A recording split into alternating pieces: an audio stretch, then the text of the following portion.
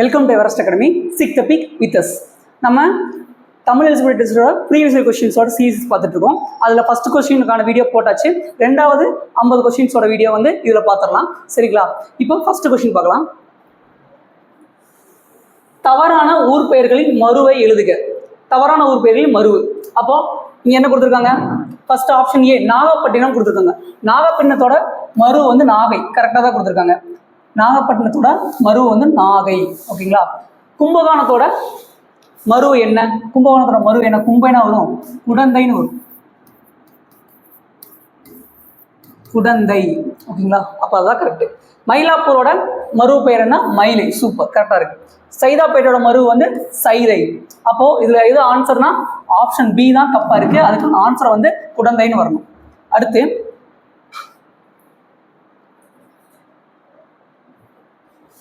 கீழ்கண்ட வாக்கியங்களில் சரியான நிறுத்தற்குறியுடைய வாக்கியத்தை கண்டறிக. முக்கணி மா பலா வாழை, முத்தமிழ் இயல் இசை நாடகம், முச்சங்கம் முதல் இடைக்கடை, மூவேந்தர் சேர சோழ பாண்டியர்.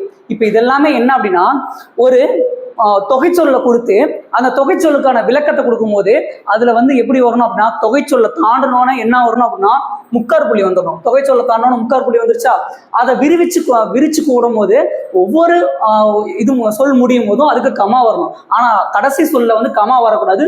அது ஃபுல் ஸ்டாப்பா இருக்கணும். இல்லைன்னா வந்து கமா இல்லாம தொடரணும். அவ்வளவுதான் டிஃபரெண்ட். நான் சொல்றத மறுபடியும் நல்லா கேட்டுக்கீங்க. ஒரு தொகைச்சொல் இருக்கு அப்படின்னா அந்த தொகைச்சொல்லை சொல்லும் போது அந்த தொகைச்சொல்லை தாண்டனோன்னு என்ன வந்துடணும் அப்படின்னா முக்கார் புள்ளி வந்துடணும். முக்கார் புள்ளி வந்துருச்சா, அதுக்கப்புறம் அதை விரிச்சு சொல்லும் போது ஒவ்வொரு சொல் தாண்டும் போதும் கார் புள்ளி வரணும். கார் புள்ளி வருதா, அதுக்கப்புறம் அந்த தொகைச்சொல்லை விரிச்சு சொல்ற கடைசி சொல்ல வந்து எதுவுமே வரக்கூடாது. அப்படி இல்லைன்னா அது முடிவா ஃபுல் ஸ்டாப் வந்துடும். சரிங்களா? அப்போ முக்கணி மா பலா வாழை. சரியா? முத்தமிழ் முக்கார் புள்ளி வந்துடணும். கமா கமா போட்டு இங்க புல் ஸ்டாப் வந்துடும். முச்சங்கம் முக்கார் புள்ளி தான் வரணும். முக்கார் புள்ளி தான் வரணும். அதுல வந்து முதல் இதே கரை முக்கார் புள்ளி வந்துடணும். லாஸ்டா வந்து என்னன்னா முற்றுப்புள்ளி வந்துடணும்.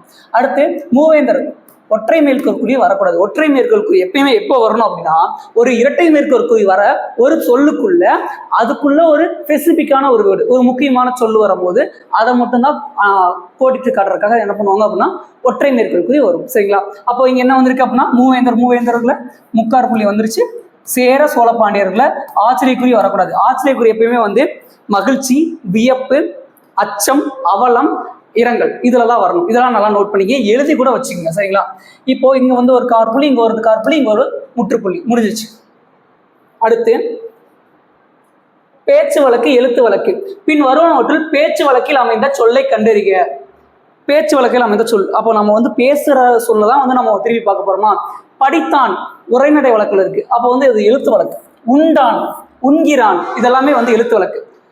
உண்ணு, சாப்பிட்டியா அப்படிங்கிறதுலாம் வந்து எழுத்து வழக்குல பேச்சு வழக்கு. செஞ்சான், செய்கின்றான்ங்கிறது தான் எழுத்து வழக்கு. செஞ்சான்ங்கிறது பேச்சு வழக்கு. அப்போ இதான் ஆன்சர். வந்தான் எழுத்து வழக்கு. ஓகேங்களா? அடுத்து சொற்களை இணைத்து புதிய சொல் உருவாக்குக. யானை சரியான சொல். யானைங்கிறதுக்கு சரியான சொல். இப்போ வந்து யானையை வந்து இது வந்து எப்படின்னா ஒவ்வொரு சிங்கக்குருளை, ஆட்டுக்குட்டி இதெல்லாம் மரபுல வரும். சரிங்களா? இந்த மரபுல இதுல எது கரெக்டா வரும் அப்படிங்கறது பார்க்கணும். யானைன்னு சொல்லிட்டாங்க. யானை குட்டி வராது, யானை கன்று தான் வரும். கோழி குஞ்சு, கோழிக்கு வருமா? இது வந்து என்ன அப்படின்னா இது இந்த குட்டிங்கிறது வந்து வேற இதுக்கெல்லாம் வரும். சரிங்களா? இப்போ வந்து இதுக்கு வந்து இன்னொரு இதுவும் வரும் பாருங்க. மான் குட்டி கிடையாது. சரிங்களா? மான் கன்று தான். இதையும் எழுதி வச்சுக்கோங்க. ஓகேவா? அதே மாதிரி புலி குட்டின்னு வராது, புலி பரல்னு வரும். புலி பரல். சிங்கக்குருளை, குருளைன்னு ஒரு குட்டின்னு வரக்கூடாது. குட்டிங்கிறது எதுக்கெல்லாம் வரணுங்கிறத நம்ம தனியாக போட்டுட்டு மற்றதுக்கெல்லாம் வந்து எது வருமோ அதை வந்து எழுதி வச்சுருங்க. ஒரு ஆப்ஷன் கீழே இருக்கிற எல்லா ஆப்ஷனையுமே வந்து ஆன்சராக மாற்றுறதுக்கும் கொஸ்டினாக மாற்றுறதுக்கு தெரிஞ்சாதான் நீங்கள் எக்ஸாமில் வந்து நல்லா ஸ்கோர் பண்ண முடியும். அடுத்து அத்தி பூத்தார் போல் ஓமை கூறும் பொருளை தெரிக.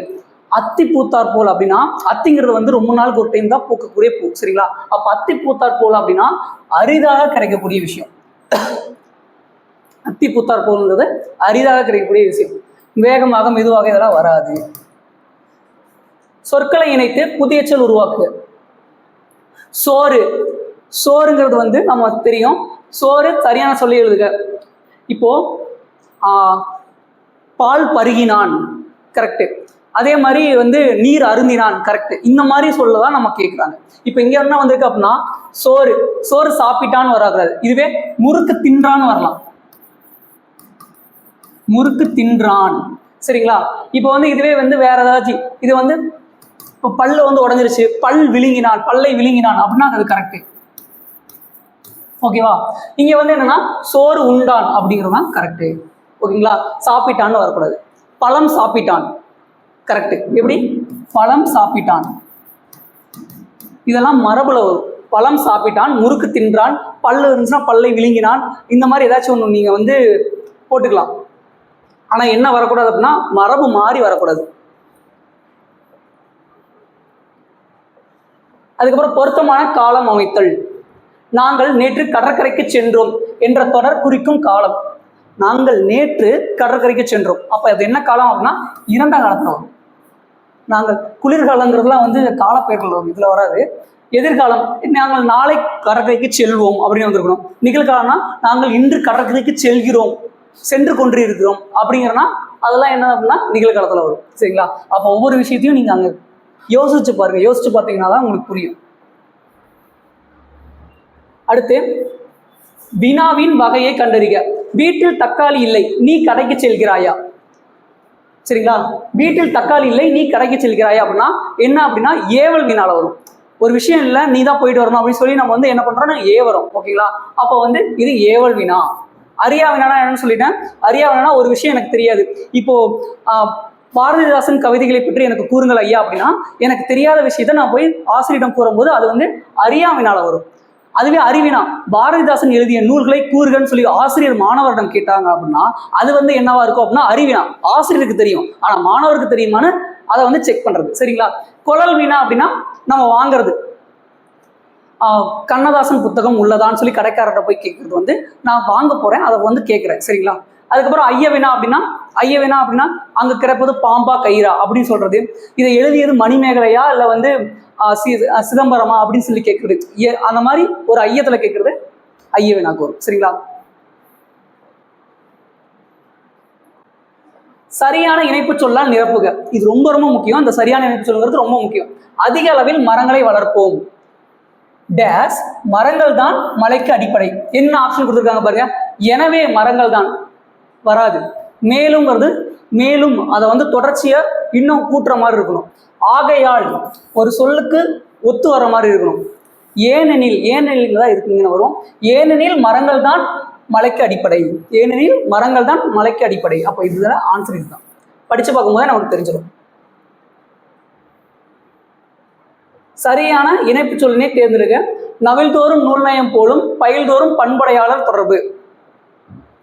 இப்போ நல்ல நூல்களை படிக்க படிக்க இன்பம் தருகிறது, அதுபோல இங்கேயே நமக்கு முடிஞ்சிடும். அதுபோல நண்பர் தவறு செய்தால் அவரை கண்டித்து திருத்துவதற்கு உரியது. மற்ற எதுவுமே வராது. எனவே இது வராது, ஆகையால் வராது, ஏனெனில் வராது. இதெல்லாம் ஈஸியான கொஸ்டின் தான். அடுத்து இந்த கொஸ்டின் வந்தாலே நான் சொல்லிட்டேன் ஒரே இடத்துல இருந்தா கொடுத்துருப்பாங்க, நமக்கு குழப்புற மாதிரி ஒரு சில விஷயங்கள் இருக்கும். இமெயில், இமெயில்னா என்ன? மின் அஞ்சல் தானே வரணும். இமெயில் அப்படின்னா மின் அஞ்சல். இ புக் மின் நூல், கரெக்டா இருக்கு. அப்போ இதுதான் ஆன்சர், இங்கே பிடிச்சாச்சு. இ மேகசின், மேகசின்ஸ்னா மின் இதழ்கள். அதுக்கப்புறம் இ லைப்ரரி மின் நூலகம், அவ்வளோதான். ஈனாவே ஒரே இதுதான், மின் தான். இதுக்கு அடுத்து வரதா மெயில், புக், மேகசின், லைப்ரரினா என்னன்னு பார்க்க போறோம், அவ்வளோதான். அடுத்து அடைப்புக்குறிக்குள் உள்ள சொல்லை தகுந்த இடத்தில் சேர்க்கவும். டேஸ் எனப்படுவது பேதையார் சொல் நோன்றல். டேஸ் எனப்படுவது பேதையார் சொல் நோன்றல்னா இது ஒரு பாடல்ல வருமா? அந்த பாடல்ல வந்து என்ன வரும்னா அறிவெனப்படுவது பேதையார் சொல் நோன்றல். அதாவது பேதையார்னா வந்து அறிவில்லாதவங்க, அதாவது அறிவில்லாதவங்க என்ன பேசினாலும் நம்ம என்ன பண்ணோம் அப்படின்னா அதை பத்தி யோசிக்க கூடாது அப்படிங்கிறது தான் அறிவு எனப்படுவது பேதையார் சொல் நோன்றல். அந்த சொல்லை பொறுத்துக்கிறது. ஒருத்தவங்க வந்து அறிவு இல்லாதவங்களா இருக்காங்க அப்படின்னா அவங்க என்ன வேணாலும் பேசுவாங்க. அதுக்காக அறிவுள்ளவங்க அவங்களோட அதுக்கு சமக்கு சமமா வந்து நம்ம பேசணும் அப்படின்னா நம்மளோட இடத்த வந்து தாழ்மைப்படுத்துற மாதிரி ஆயிடும். அதனால அதை சொல்லக்கூடாது.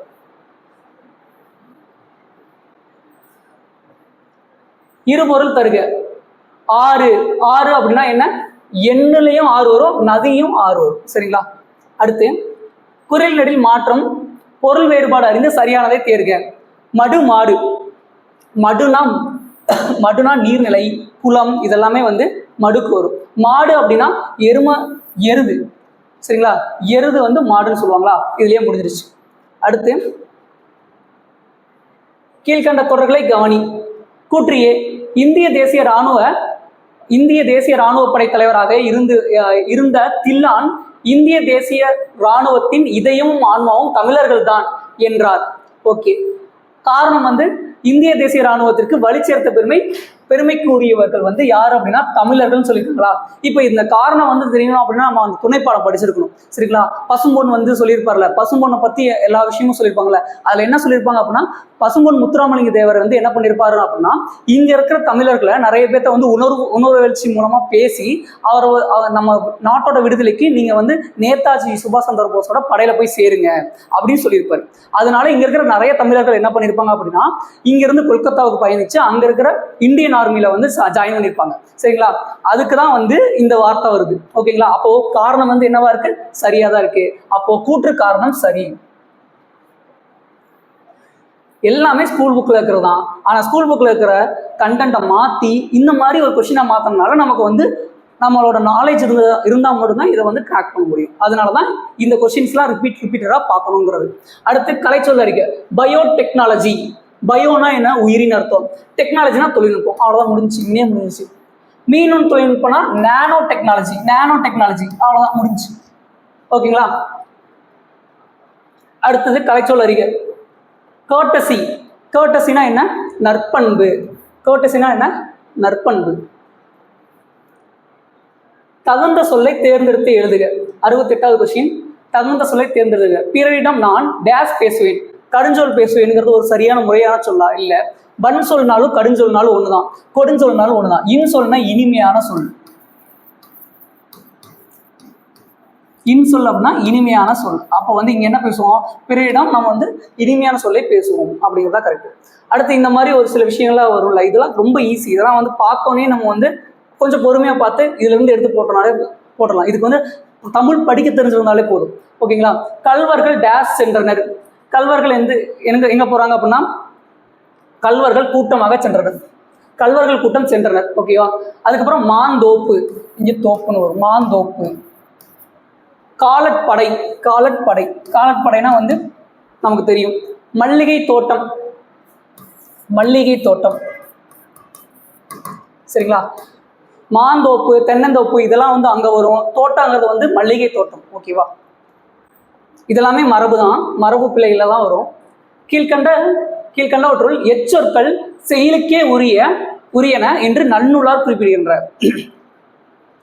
இங்க வந்து பெயர் சொற்களா, இடைச்சொற்களா, வினை சொற்களா, இதுல எதெல்லாமே வந்து செயலுக்கே உரியன அப்படின்னா, செயலுக்குள்ள உரியறதுல வந்து எதுல வரும் அப்படின்னா உரிச்சொற்கள் தான் வரும். உரிச்சொற்கள்னா சால, தவ, தட, குல, கூர்ங்கலி, கடி இதெல்லாமே வந்து என்ன அப்படின்னா உரிச்சொற்கள், சரிங்களா? அந்த உரிச்சொற்கள்ங்கிறது வந்து எதுக்கே உரியன? செயலுக்கே உரியன அப்படின்னு யார் சொல்லியிருக்கா? நன்னூலார் சொல்லியிருக்காரு. இந்த கொஸ்டின் அப்படி திருப்பி கூட கேட்பாங்க. உரிச்சொற்கள் செயலுக்கே உரியன என்று யார் கூறினார்? முடிஞ்சு. நன்னூலார்னா யாரு? பவனந்தி முனிவர். அப்படி பார்த்துட்டு போயிட்டே இருக்கும். ஒரு கொஸ்டினை இந்த சஃபிக்ஸ் ப்ரிஃபிக்ஸ்னு சொல்லுவாங்கல்ல, அதுவே டைரக்ட் பீஸ் இன்டைரக்ட் பீஸ்னு சொல்லுவாங்க. அந்த மாதிரி மாற்றி போட்டு நம்மளே வந்து ஒரு கொஸ்டின் ஆன்சர் கொஸ்டினாகவும் மாற்றினாதான் நமக்கு வந்து கொஸ்டின் மேலே இருக்கிற பயம் போகும். அடுத்து காலக்கணிதம் பாடலில் இடம்பெற்றுள்ள சரியான வரியை தேர்வு செய்க. காலக்கணிதம் யார் எழுதுனா? கண்ணதாசன் எழுதியிருக்காரா? இங்க வந்து இந்த சொற்களை மாற்றி போட்டிருக்காங்க. இந்த சொற்களை மாற்றி போட்டிருக்காங்க. இது கரெக்டாக கண்டுபிடிக்கணும் அப்படின்னா நீங்க அந்த பாடலை படிச்சிருந்தா மட்டும் தான் உண்டு. பொன்னினும் விலைமிகு பொருளேன் செல்வம் பார்த்தாலே கண்டுபிடிச்சிடலாம். ஆனா நம்ம வந்து பாடல்ல வந்து மாத்தி இருக்கும் போது நம்மளால கண்டுபிடிக்க முடியாது. பொன்னினும் விலைமிகு பொருளேன் செல்வம். அப்ப இதுதான் ஆன்சர் டி தான் கரெக்ட். கரிசல் இலக்கியம் என்பது காய்ந்தும் பேய்ந்தும் கெடுக்கும். அதாவது கரிசல் மண் வந்து எப்பயுமே என்ன அப்படின்னா வானம் பார்த்த பூமியை வந்து குறிப்பிடுற மாதிரி சொல்றதுனால இங்க வரல தயக்கம் கொடுக்கும், மண் சாரல் வரும், பிரகாசம் தரும், இதெல்லாமே வராது. காய்ந்தும் பேய்தும் கெடுக்கும். கரிசல் இலக்கியம்னா ராஜநாராயணன் எழுதியிருப்பார்ல, அந்த நூல்கள்ல இந்த மாதிரியான கரிசல் இலக்கியம்னா காய்ந்தும் பெய்தும் கிடைக்கக்கூடிய ஒரு மண்ணில் தான் வாழ்ந்துட்டு இருப்பாங்க. அதுல வந்து இடைசெவல்ங்கிற ஒரு நூலில் தான் குறிப்பிட்டிருப்பாரு. சரிங்களா? இந்த விஷயம்லாம் வந்து நீங்கள் படிக்கணும் அப்படின்னா துணைப்பாடத்தை வந்து ஓரளவுக்கு நீங்கள் படிச்சிருந்தா மட்டும்தான் இந்த விஷயத்துக்குலாம் ஆன்சர் பண்ண முடியும். அப்போது 6th to 12th புக் இருக்கிற எல்லாத்தையும் படிக்காமல் சிலபஸ்க்கு எது ஆப்ட் ஆகுதோ, ஒரு கொஸ்டின்ல எது ரிப்பீட்டடாக கேட்குறாங்களோ அதை மட்டும் படிங்க அப்படிங்கிறது தான் என்னோட வேண்டுகோளாக இருக்குது. இப்போ பாருங்க, அடுத்த பொறுத்துக்கள். சொல் பொருள். நெடி. நெடினா என்ன? நெடினா நாற்றம். மழலை அப்படின்னா குழந்தை. வனப்புனா அழகு. பூரிப்புனா மகிழ்ச்சி. இதெல்லாமே தமிழ் சொற்களை வந்து புரிஞ்சுட்டா போதும். அடுத்து உரு. உருனா அழகு வரும். உரு அப்படின்னா அழகு. இதெல்லாம் அறிஞ்சொரு பொருட்கள் வரும். படிச்சிருந்தீங்கன்னா டக்கு டக்குன்னு வந்துடும். போல அப்படின்னா பிளக்க. பங்கம்னா கப்பல். எல்னா இரவு.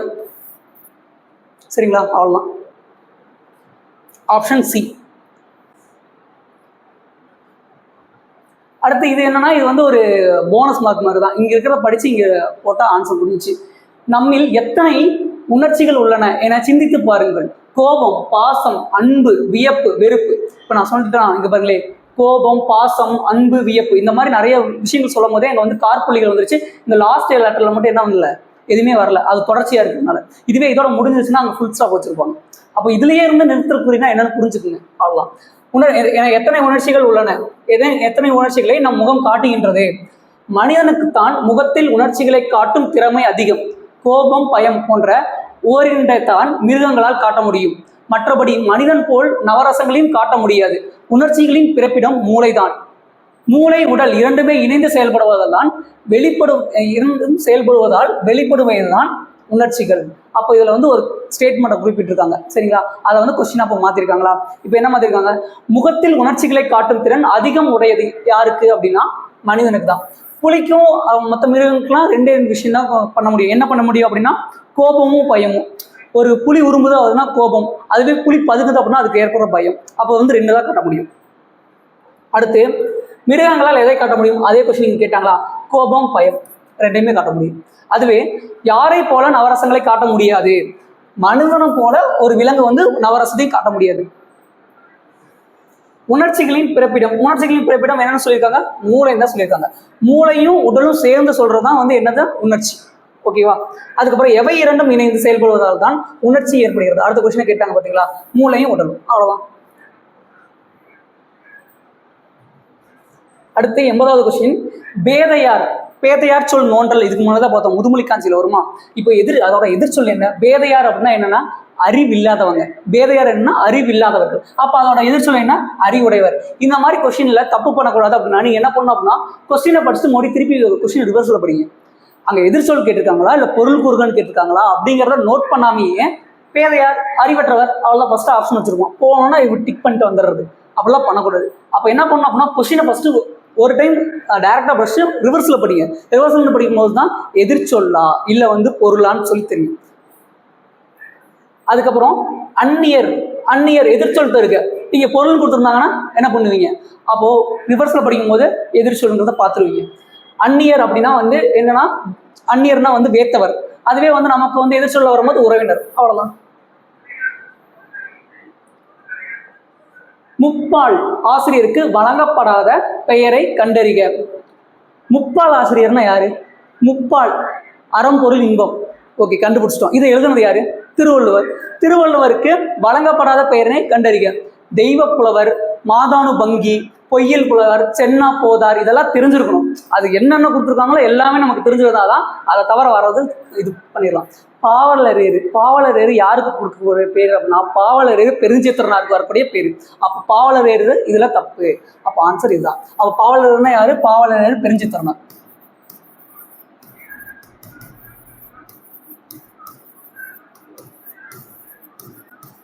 அவ்வளவுதான். சரிங்களா? அடுத்து 83வது கொஸ்டின். எட்டு தொகையில் இடம்பெறாத இலக்கிய நூல் எது? எட்டு தொகையில இடம்பெறாத இலக்கிய நூல். இப்போ வந்து இங்க என்ன கொடுத்துருக்காங்க? எட்டு தொகை நூல்கள் ஃபர்ஸ்ட் என்னன்னு சொல்லுங்க. நல் நற்றிணை, நல்ல குறுந்தொகை, ஒத்த பதிற்று பத்து, ஓங்கு வரிபாடல், கற்றறிந்தால் கரியோடு, அகம் புறம் என இத்திரத்த எட்டு தொகை. இந்த பாடல் ஞாபகத்தாலும் சரி, இல்ல என்னென்ன வரும்னு தெரிஞ்சாலும் சரி. ஓகேங்களா? நல் நற்றிணை ஏன்னா இதுல என்னன்னா அடைமொழி பெயரோட கேட்பாங்க. இப்ப நல் அப்படின்னா எதுக்கு வரும்னா நற்றிணைக்கு வரும். நல்ல குறுந்தகை, ஒத்த பதிற்று பத்து, ஓங்கு பரிவாடல், கற்றறிந்தார் ஏற்று கலியோடு, அகம் புறம் என இத்திரத்தை எட்டு தொகை. அப்போ இதுல வராது என்னன்னா முல்லைப்பாட்டு தான் வராது. முல்லைப்பாட்டு எதுல வரும் அப்படின்னா 10 பாட்டுல வரும். சரிங்களா? அப்போ இது வேற இது வேற.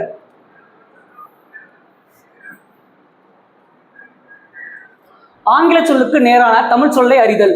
மனிதர்கள் தங்கள் வேலைகளை எளிதாக்க மிஷின்களை கண்டுபிடித்தனர். மிஷின்களோட தமிழ் சொல் என்ன? இயந்திரம். அவ்வளவுதான், முடிஞ்சிச்சு. Land breeze. ஆங்கில சொல்லுக்கு நேரான தமிழ் சொல்லை எழுதுக. லேண்ட் பிரீஸ்னா என்ன? சீ பிரீஸ்னா என்ன? இந்த சீ பிரீஸ் கொடுத்துப்பாங்க, கண்டிப்பா சீ பிரீஸ் கொடுக்காமலாம் இருக்கவே மாட்டாங்க. சீ பிரீஸ்னா கடல் காற்று. சரிங்களா? அதுவே வந்து வயல் விண்டு.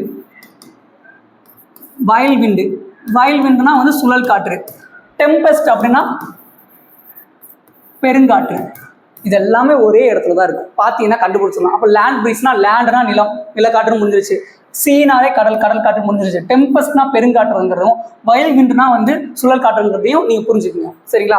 அவ்வளவுதான். 4 ஆப்ஷன் பார்த்துட்டோமா? அதுக்கப்புறம் அதுல இருந்து தான் ஒரு கொஸ்டின் கேட்பான். மாத்தி மாத்திலாம் கேட்க மாட்டாங்க. டெர்மினாலஜி. டெர்மினாலஜி என்ற சொல்லி தமிழ் சொல்ல யாருன்னா டெர்மினாலஜினா கலை சொல்ல வரும். உயிர் தொழில்நுட்பம், பயோடெக்னாலஜி. அதாவது மீன் தொழில்நுட்பம் கொடுத்துருக்காங்களா, நானோ டெக்னாலஜி. மீன் தொழில்நுட்பம் நானோ டெக்னாலஜி வரும். சரிங்களா? அதுக்கப்புறம் வந்து விண்வெளி தொழில்நுட்பம், ஸ்பேஸ் டெக்னாலஜி. அவ்வளவுதான், முடிஞ்சு.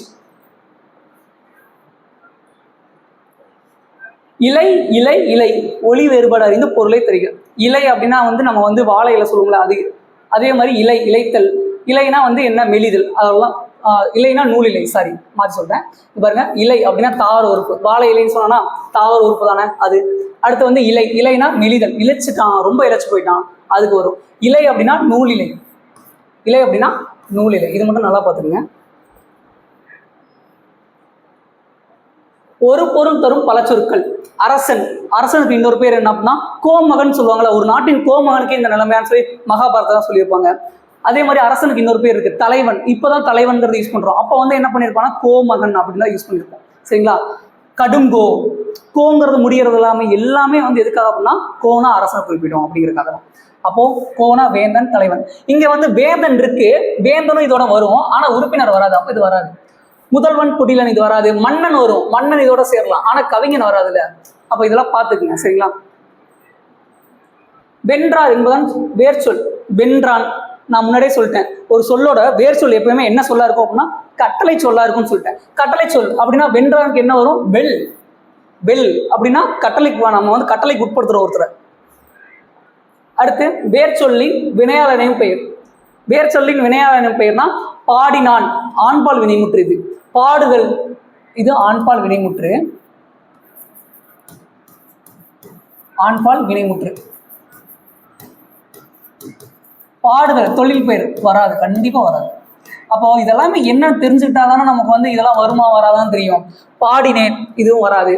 அதே வந்து பாடியவன், பாடியவன் கபிலன், பாடியவன் கபிலன், கிழவன், ஏதோ ஒன்று வரும். இப்போ பாடியவன் இந்த மாதிரி வந்து பின்னாடி ஒரு பெயர் சொல்ல கொண்டு முடிஞ்சிச்சு அப்படின்னாலே அது என்ன அப்படின்னா வினையால் அணையும் பெயர். ஒரு பெயருக்கு ஒரு வினை வந்து அடங்கி வந்திருக்குது, அதனாலதான் வினையால் அணையும் பெயர். பாடியவன் கபிலன், பாடியவன் சிலம்பன் அப்படின்னு சொல்லி ஏதோ ஒன்று வரும். சரிங்களா? அப்போ பெயருக்கு ஆகி வரும், அவ்வளவுதான். அதனாலதான் அது வினையால் அணையும் பெயர் அப்படின்னு வருது. வேர் சொல்லை வினையச்சமாக மாற்றுக. வேர் சொல்லை வினை எச்சமாக மாற்றுக. வினை எச்சம்னா என்ன அப்படின்னா ஒரு வினை இன்னொரு வினையை கொண்டு முடியும், அவ்வளவுதான். பாடி மகிழ்ந்தான், பாடி சென்றான். சரிங்களா? பாடினான்ங்கிறது வந்து என்னது? வினை முற்று. பாடிய, பாடியங்கிறது பெயரச்சம். அதுவே வந்து பாடப்பட்ட, அதுவும் பெயரச்சம் தான். அப்போ வந்து பாடி மகிழ்ந்தான், பாடி மகிழ்ந்தான். ஒரு வினை எச்சமா நின்று இன்னொரு வினையை கொண்டு முடிஞ்சிச்சு அப்படின்னா அது வந்து என்னன்னா வினை எச்சம்னு சொல்லுவாங்க. சரிங்களா? பாடி மகிழ்ந்தான், பாடி முடித்தான், பாடி முடித்தான். இது ஒரு வினை எச்சம், இன்னொரு வினையை கொண்டுதான் முடியும், அவ்வளவுதான். அதுக்கு பேர் தான் என்ன? வினை எச்சம்னு சொல்லுவாங்க. சொற்களை ஒழுங்குபடுத்துக. வீரத்தை சொல்லும் தமிழ் மக்களின் புலியாட்டமாகும் கலையாக திகழ்வது. இப்போ வந்து சொற்களை ஒழுங்குபடுத்தி சொல்லணுமா? அப்போ வந்து இதெல்லாம் மாற்றி மாற்றி இருக்கா? நான் படிச்சும் போதே எனக்கு வந்து ஒழுங்கான ஒரு ப்ரொனன்சியேஷன் வரல. அப்போ வந்து என்னன்னா லெட்டர் மாறி இருக்கு. அப்போ ஃபர்ஸ்ட் படிங்க. தமிழ் மக்களின் வீரத்தை சொல்லும் கலையாக திகழ்வது புலியாட்டம் ஆகும். சரியா தான் இருக்குது. அப்போ பார்த்தோன்னே நமக்கு வந்து அது கரெக்டாக இருந்துச்சுன்னா அது கிளிக் பண்ணிடுங்க. இல்லைன்னா ஒரு டைம் வந்து எல்லாத்தையும் படிச்சு பாருங்க, உங்களுக்கு வந்து அந்த விஷயம் வந்து புரிஞ்சிடும். சரிங்களா? இது வந்து ரொம்ப ஈஸி தான். ஆனால் நீங்கள் வந்து ப்ரொனன்சியேஷன் கரெக்டாக பண்ண தெரிஞ்சாதான் இதை வந்து மார்க் எடுக்க முடியும். நாட்டில் தென்றல் அசைந்து வரும் அமைந்த திருக்குற்றாலம் மலைவளம் படைத்த பலப்பகுதியாகும் மலைவளம். இதுல வந்து மாத்தி மாத்தி இருக்குன்னு நமக்கே தெரிஞ்சிருச்சு. தென்றல் அசைந்து வரும் நாட்டில் அமைந்த திருக்குற்றாலம் தென் தமிழ் படைத்த மலைவளம் பலப்பகுதியாகும். இது கரெக்டா இருக்கிற மாதிரியே தெரியுதுல. ஆனா வந்து இங்க பாருங்க, இந்த நாட்டில்ங்கிறதுலாம் இந்த இடத்துல வரக்கூடாது. ஓகேங்களா? அசைந்து வரும் தென்றல் தென் தமிழ் நாட்டில் அமைந்த திருக்குற்றாலம் படைத்த மலைவள பலப்பகுதியாகும். இது கூட அர்த்தம் தர மாதிரி இருக்கும். ஆனா நம்ம வந்து கரெக்டா எழுதணும் அப்படின்னா, புக்கில் இருக்கிற மாதிரி சொல்லணும் அப்படின்னா அந்த மாதிரி வர்றதுக்கு அந்த லெட்டர் வந்து கரெக்டா வராது. அந்த சொற்கள் வந்து மாறி இருக்கு. தென்றல் அசைந்து வரும் தென் தமிழ் நாட்டில் அமைந்த திருக்குற்றாலம். இங்க பாருங்க, இந்த அமைந்த திருக்குற்றாலம் மலைவளம் படைத்த பலப்பகுதியாகும். இந்த முடிவுரையும் தொடக்கமும் கரெக்டா. அதுக்கப்புறம் 94வது கொஸ்டின் பாருங்க. திருக்குறள் 3 பிரிவுகளை உடையது. கொஸ்டினை கேட்க போறோமா? திருக்குறள் எத்தனை பிரிவுகளை உடையது? அறம் பால் இன்பம், அவ்வளவுதான். அந்த மாதிரி சொல்லுவாங்க. அடுத்து, நீ விளையாடவில்லையா என்று வினாவிற்கு கால் வலிக்கும் என்று கூறுவது. நான் முன்னாடியே சொல்லியிருக்கேன். நீ விளையாடவில்லையா அப்படிங்கிறது என்னது? ஒருத்தன் தான் நம்ம போய் கேட்கிறோம். அவன் அதுக்கு என்ன சொல்லுவான் அப்படின்னா, எனக்கு வந்து கால் வலிக்கும், அதாவது வரப்போறத முன்னாடியே சொல்லிட்டான். அப்போ வந்து அது என்னது? உருவது குறள் விடை. உற்றது உரைத்தல் விடைனா வந்து ஆல்ரெடி நடந்த ஒரு விஷயத்த சொல்றது. கால் வலிக்கிறதுன்னு சொன்னா அது வந்து என்னன்னா உற்றது உரைத்தல் விடை. ஓகேவா? இப்போ இது இனமொழி விடைனா என்னன்னு கேட்டீங்கன்னு வச்சுங்களே, உனக்கு வந்து கவிதை எழுத தெரியுமான்னு ஒருத்தர் கேட்கிறான். அதுக்கு வந்து எனக்கு கட்டுரை எழுத தெரியும். அதுக்கு இனமா இன்னொன்னு சொல்றது, நான் கவிதை மட்டும் எழுத மாட்டேன், கட்டுரை சேர்த்து எழுதுவேன் அப்படின்னு சொல்றது. சரிங்களா? அப்போ வந்து இனமொழி விடை. இதுவே ஏவல் விடைங்கிறது ஆல்ரெடி நிறைய டைம் பார்த்துட்டோம். ஏவல் விடை, நீ கடைக்கு செல்கிறாயா, தக்காளி பழம் வீட்டில் இல்லை கடைக்கு செல்கிறாயான்னு சொல்லி அக்கா தம்பிகிட்ட போடுறது ஏவல் விடை. சரிங்களா?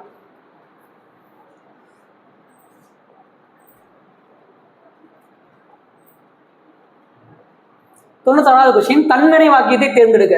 தன்வினை வாக்கியம்னா அவங்கள பத்தி தான் சொல்லும். சரிங்களா? பிறவினைங்கிறது வேற, தன்வினைங்கிறது வேற. நல்லா பாருங்க. சிறுவன் பாடம் படிப்பித்தான். படிப்பித்தான்ங்கிறது வந்து தன்வினையில வராது, பிறவினையில வரும். சிறுவன் பாட படிக்க வைத்தான், இன்னொருத்தருக்கு சொல்றான். சிறுவன் பாடம் படித்தான். ஒன்றும் இல்லைங்க. இதுல வந்து என்ன அப்படின்னா, பிறவினைக்கு தன்வினைக்கு ஒரே ஒரு டிஃபரெண்ட் தான்.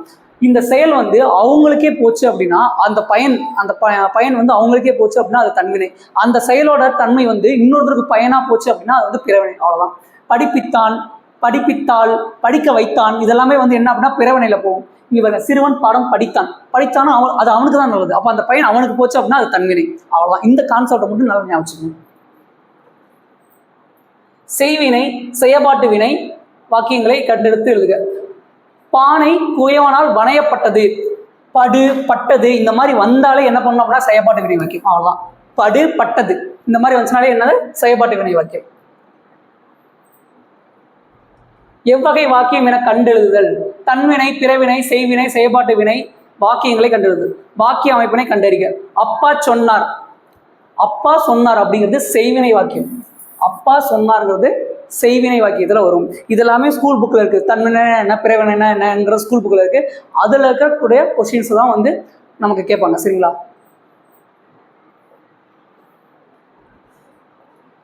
கடலில் கலந்த பெருங்காயம். இவ்வுவமை கூறும் பொருள் விளக்கம்.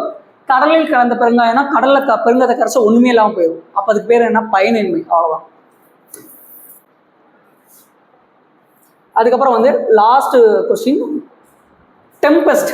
முன்னாடி சொன்னேன் டெம்பஸ்ட் அப்படின்னா என்னன்னு கேட்டிருந்தேன். இங்க பாருங்களேன், நான் என்ன சொல்றேன்ல, அவனுக்கு வேற எங்கிருந்து கொஸ்டின் எடுக்க தெரியாது. அவங்க கொஸ்டினை வந்து அவங்க எப்படி மாற்றுவாங்க அப்படின்னா, கீழே இருக்கிறத மேலே தூக்கி போட்டு மற்ற எல்லா ஆப்ஷனும் கீழே கொடுப்பாங்க. அவ்வளோதான். டெம்பஸ்ட் அப்படின்னா பெருங்காற்று.